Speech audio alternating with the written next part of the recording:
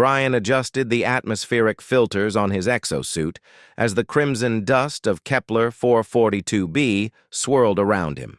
3 years. 3 years since the colony ship Prometheus had crashed, leaving him the sole survivor on this hostile world. The xenobiology lab he'd salvaged from the wreckage had become his fortress, his prison, and his only connection to the scientific mission that had brought him 1,200 light-years from Earth.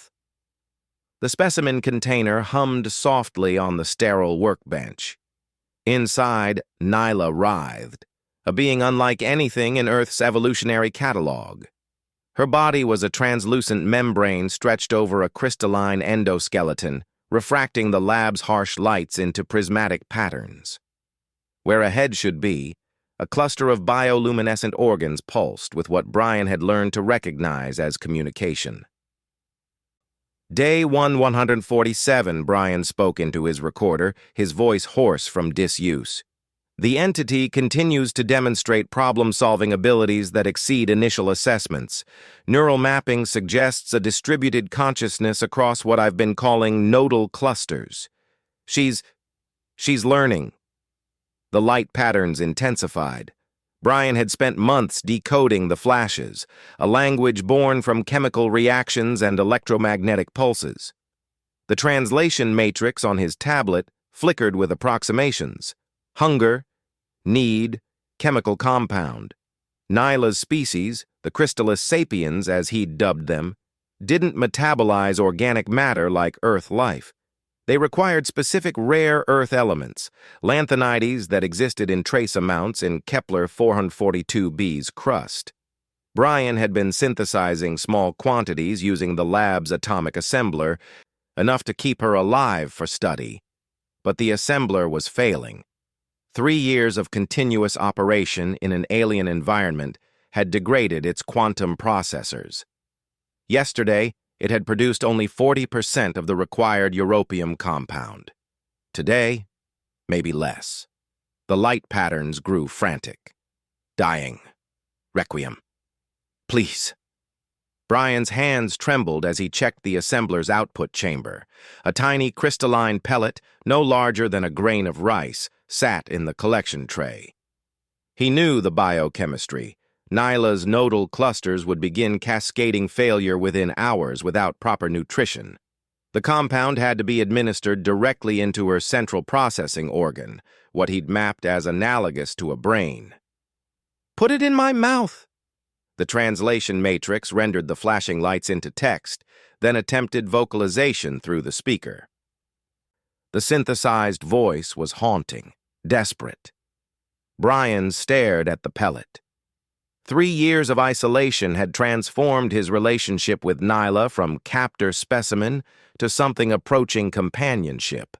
She'd taught him the basics of her mathematics, a non-linear system that had helped him understand the quantum mechanics keeping the lab's fusion reactor stable. Without her insights, he'd have frozen to death 2 winters ago. But this violated every protocol. Direct contact with an alien organism.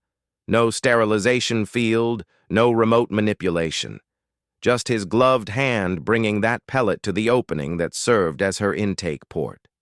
"I'm sorry," Brian whispered, not sure if he was apologizing for 3 years of captivity or for what he was about to do. He deactivated the containment field. Nyla's membrane body expanded slightly. Freed from compression, the opening at her central mass irised wider, revealing an interior that gleamed with the same prismatic quality as her exterior. It was beautiful, terrifying. Brian placed the pellet on the sterile forceps, his heart hammering. The motion was gentle, careful, like feeding a bird. The pellet touched the edge of her intake port. That's when everything went wrong. The pellet dissolved on contact. But it wasn't absorption. It was a reaction. Nyla's entire body flared with light so intense that Brian's polarized visor barely saved his retinas. The translation matrix exploded with text. Bonding, encoding, irreversible. Brian tried to pull back, but Nyla's membrane had already extended, wrapping around his gloved hand like living glass. He felt pressure, then heat, then something that transcended physical sensation, a flooding of his consciousness with alien thought. He saw Kepler 442b through her sensory organs, not light and shadow, but probability clouds and quantum states. He felt her hunger, yes, but also her loneliness.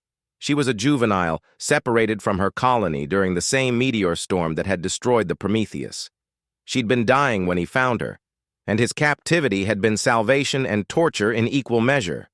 But the europium compound he'd synthesized wasn't just food.